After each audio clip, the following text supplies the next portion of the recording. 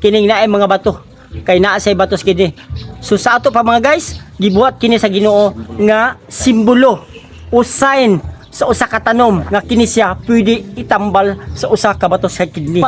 Sampalukan mga guys no, kani adto nga panahon nay usa ka herbalista nga tungod kay ang iyang pasyente dili na halos makaihi tungod sa iyang kidney stone no, usa siya ka sundalo. Ang usa ka herbalista wala siya makadiscover og unsa gyud ang pinakamaayo nga tambal no, busa nangita siya mga sagbot sa dihang nakita niya mga guys no, nga ang sampalukan mga guys adunay mga stone sa ilalom. O i-focus aduna siya mga bato sa ilalom nawa, una ay mga bato tanawa.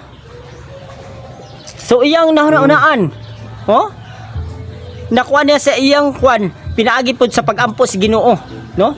Nay bato ba? Pinaagi sa pag-ampos Ginoo, gigiyahan siya mga guys no, gigiyahan ang usa ka tawo sa panahon pa sa gubat sapon pa mga guys dugay na kay nga panahon, gigiyahan sa Ginoo nga kana mo itambal sa tawo nga imong pasyente kining naay mga bato kay naa say batos kini. So sa ato pa mga guys, gibuhat kini sa Ginoo nga simbolo o sign sa usa ka tanom nga kini siya pwede itambal sa usa ka bato sa kidney.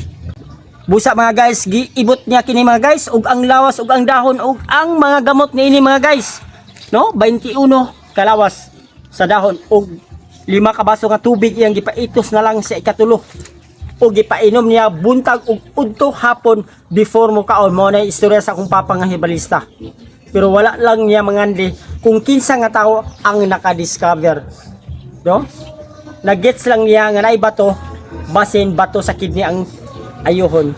Mga guys, pila ray sugilanon sa tulo lamang kaimnanan ni regular ang pag-ihi sa usa ka sundalo kaniadto sa panahon pasapon.